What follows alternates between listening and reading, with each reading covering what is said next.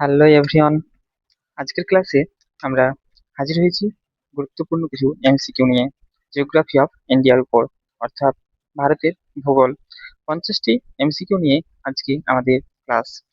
এই প্রশ্নগুলো UGC net set, এছাড়াও যে ডাব্লিউবি এসএলএসটি এবং সামনে যে আপার প্রাইমারি রয়েছে সেই আপার প্রাইমারির জন্যও বিশেষভাবে গুরুত্বপূর্ণ। ভিডিওটি অবশ্যই লাইক করে দিবে এবং চ্যানেলটিকে সাবস্ক্রাইব করবে পরবর্তীতে আরো গুরুত্বপূর্ণ কিছু ভিডিও নিয়ে আসার জন্য, এবং কমেন্ট করবে কোন বিষয়ের উপর ভিডিও চাও। তাহলে চলো আমরা শুরু করি প্রথম প্রশ্ন নিয়ে। প্রথম প্রশ্ন তোমরা অন স্ক্রিনে দেখতে পাচ্ছ, ভারতের মোট আয়তন প্রায় কত? আমরা জানি ভারতের মোট আয়তন 3.28 মিলিয়ন বর্গ কিলোমিটার, প্রায় 32,86,000 স্কোয়ার কিলোমিটার বা বর্গ কিলোমিটার। নেক্সট কোশ্চেন, আয়তনের দিক থেকে বিশ্বে ভারতের স্থান কত? আয়তনের দিক থেকে ভারতের স্থান প্রায় সপ্তম।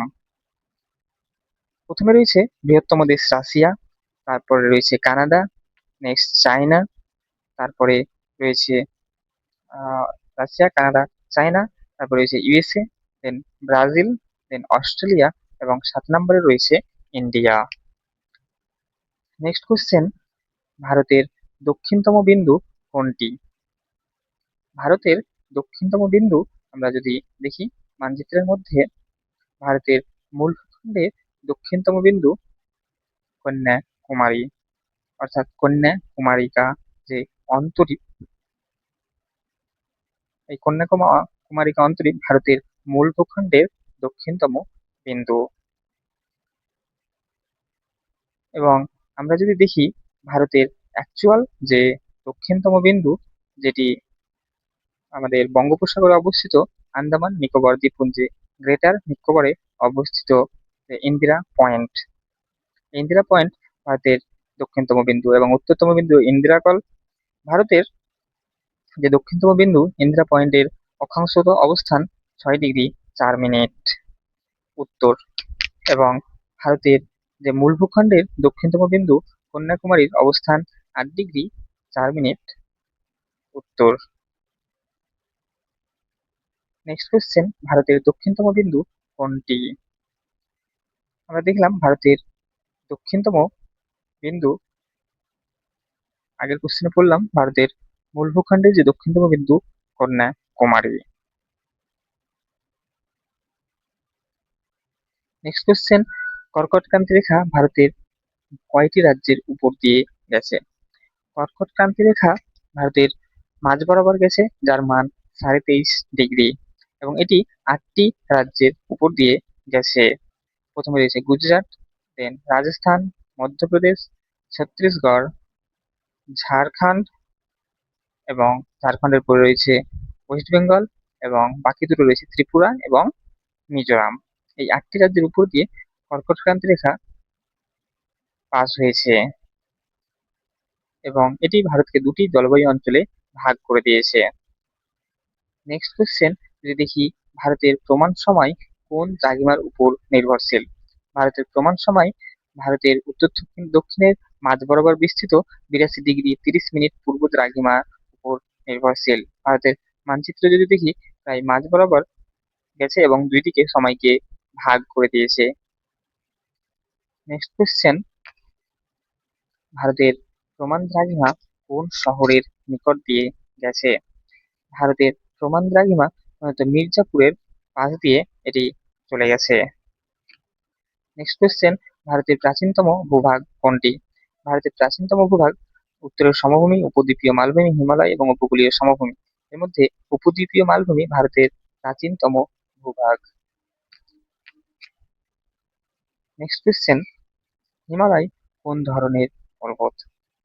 আমরা সবাই জানি হিমালয় ভঙ্গিল পর্বত, এবং এটি নবীন ভঙ্গিল পর্বত। এছাড়াও রয়েছে স্তূপ পর্বত, যেটি সাতপুরা। অবশিষ্ট পর্বত যদি দেখি আমরা, আরাবল্লী একটি অবশিষ্ট পর্বতের উদাহরণ, এবং এটি আরাবল্লী প্রাচীন ভঙ্গিল পর্বতেরও উদাহরণ।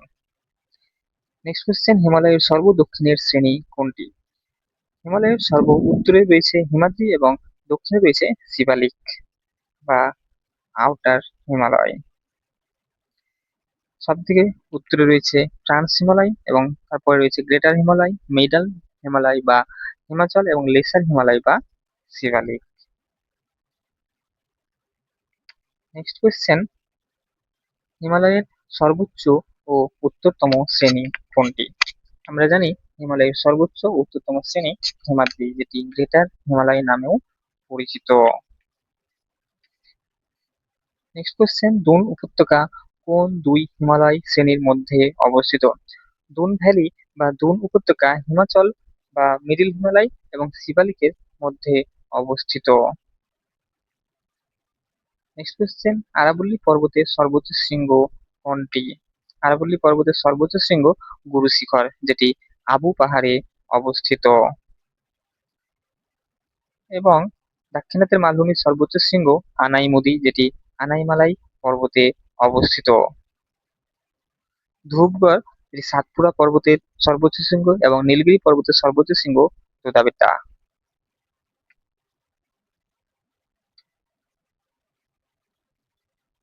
দাক্ষিণাত্যের মালভূমির সর্বোচ্চ শৃঙ্গ আনাইমুদি এবং মহেন্দ্রগিরি যদি দেখি আমরা, পূর্বঘাট পর্বতের দ্বিতীয় উচ্চতম শৃঙ্গ, এবং পূর্বঘাট পর্বতের সর্বোচ্চ শৃঙ্গ যদি দেখি তাহলে হবে জিন্দাগাদা। জিন্দাগাদা পূর্বঘাট পর্বতমালার সর্বোচ্চ শৃঙ্গ। নীলগিরি পর্বতের সর্বোচ্চ শৃঙ্গ কোনটি? আমরা আগেই বললাম নীলগিরি পর্বতের সর্বোচ্চ শৃঙ্গ দোদা বেতা। নেক্সট কোয়েশ্চেন, নর্মদা নদী কোন ধরনের উপত্যকার মধ্য দিয়ে প্রবাহিত হয়েছে? নর্মদা নদী রিফট ভ্যালি বা গ্রস্ত উপত্যকার মধ্য দিয়ে প্রবাহিত হয়েছে। এছাড়াও তাপ্তি নদী এবং আমাদের যে দামোদর, সেটিও একটি রিফট ভ্যালির মধ্য দিয়েই প্রবাহিত হয়েছে, এবং এগুলি পশ্চিম বাহিনী নদী। নেক্সট কোয়েশ্চেন, নর্মদা নদী কোথায় পতিত হয়েছে? নর্মদা নদী আরব সাগরে পতিত হয়েছে। নর্মদা নদী আমরা জানি পশ্চিম বাহিনী নদী, এবং এটি গালফ অফ খাম্বাত, অর্থাৎ গুজরাটের যে গালফ অফ খাম্বাত রয়েছে, সেই গালফ অফ খাম্বাতে এটি পতিত হয়েছে। নেক্সট কোয়েশ্চেন, ভারতের দীর্ঘতম নদী কোনটি? আমরা জানি ভারতের দীর্ঘতম নদী গঙ্গা। গঙ্গা থেকে ব্রহ্মপুত্র দীর্ঘ হলেও গঙ্গা ভারতের মধ্যে সব থেকে বেশি অঞ্চল জুড়ে প্রবাহিত হয়েছে এবং এর দৈর্ঘ্য সব থেকে বেশি। সম্পূর্ণভাবে ভারতের মধ্যে প্রবাহিত দীর্ঘতম নদী কোনটি? সম্পূর্ণভাবে ভারতের মধ্যে প্রবাহিত দীর্ঘতম নদী গোদাবরী। গঙ্গা ভারতের উপর দিয়ে গিয়ে বাংলাদেশেও প্রবাহিত হয়েছে। গোদাবরী নদীকে কি বলা হয়?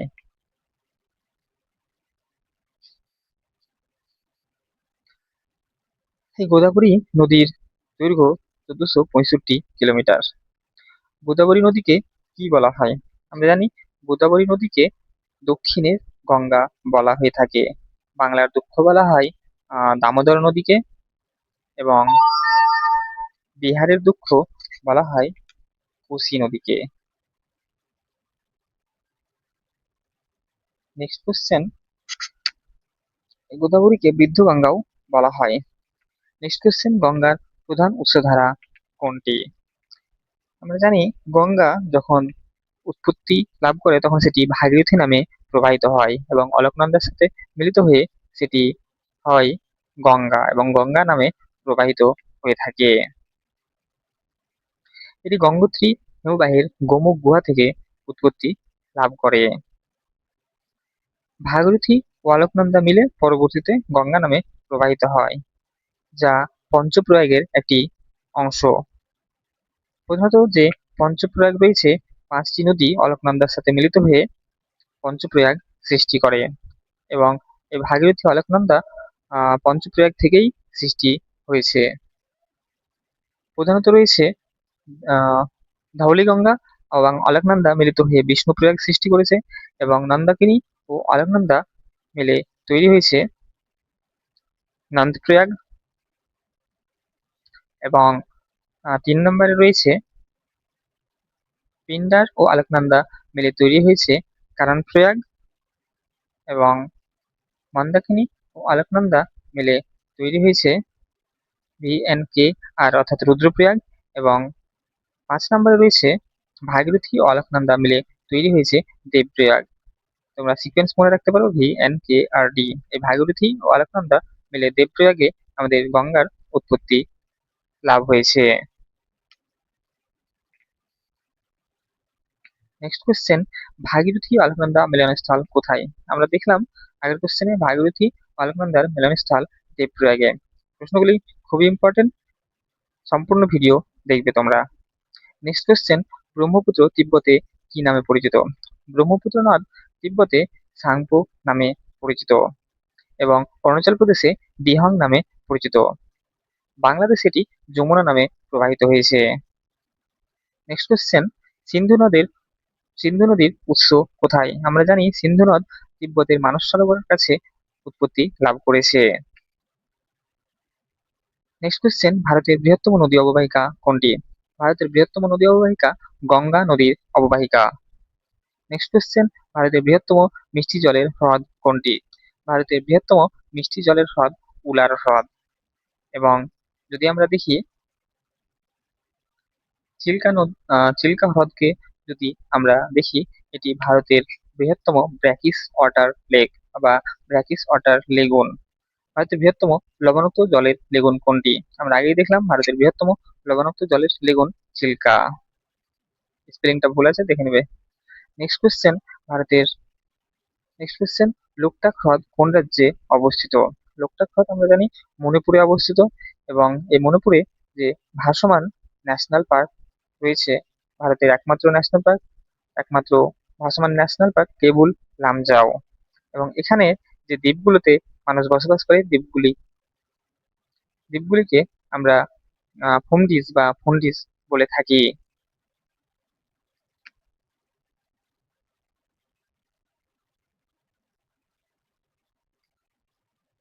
এই টার্মটা মনে রাখবে, পরীক্ষায় জন্য গুরুত্বপূর্ণ।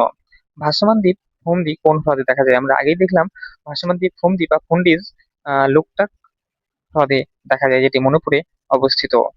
ভারতের জলবায়ু প্রধানত কোন ধরনের? ভারতের জলবায়ু ক্রান্তীয় মৌসুমী প্রকৃতির। ভারতকে মৌসুমী জলবায়ুর দেশ বলা হয়, আমরা সবাই জানি। ভারতে দক্ষিণ পশ্চিম মৌসুমী বায়ু সাধারণত প্রথম কোথায় প্রবেশ করে? আমরা জানি ভারতের দক্ষিণ পশ্চিম মৌসুমী বায়ু কেরালার উপকূলে প্রথম প্রবেশ করে। কেরালার যে মালাবার উপকূল রয়েছে সেখানে বৃষ্টিপাত ঘটায়, এবং এখানে মৌসুমী বিস্ফোরণ অর্থাৎ বার্স্ট অফ মনসুন লক্ষ্য করা যায়।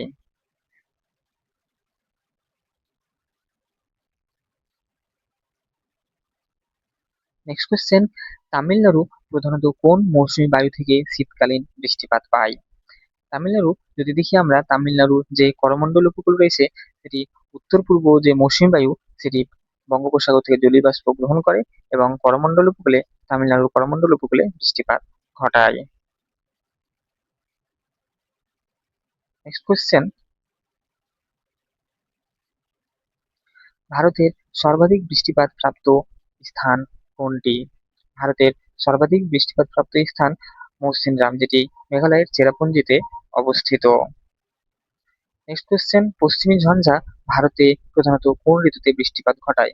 পশ্চিমী ঝঞ্ঝা শীতকালে ভারতে বৃষ্টিপাত ঘটায়।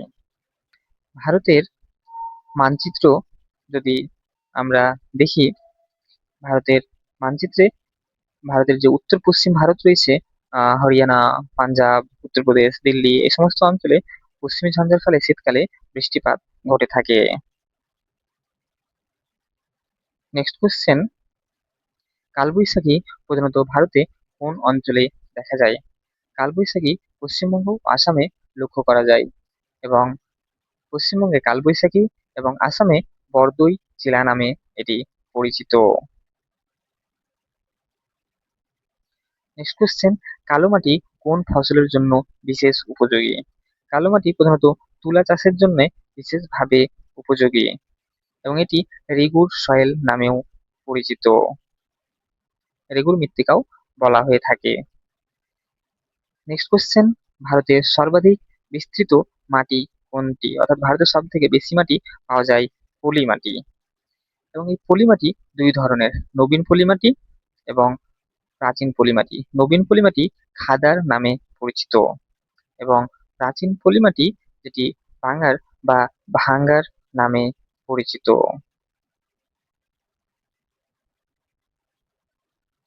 ভাঙার বলা হয়।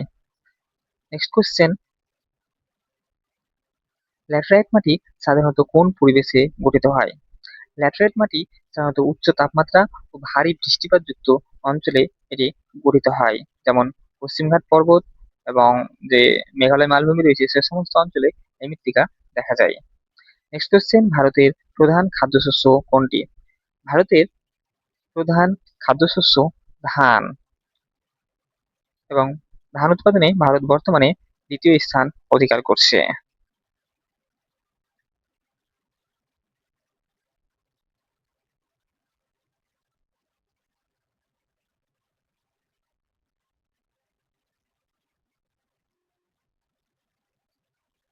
নেক্সট কোশ্চেন, চা উৎপাদনের জন্য ভারত কোন রাজ্যে বিশেষভাবে বিখ্যাত? আমরা জানি ভারতের সব থেকে বেশি চা উৎপাদন হয় আসামে, এবং দ্বিতীয়তে রয়েছে ওয়েস্ট বেঙ্গল। ওয়েস্ট বেঙ্গলের দার্জিলিং এর চা পৃথিবী বিখ্যাত সুগন্ধির জন্য।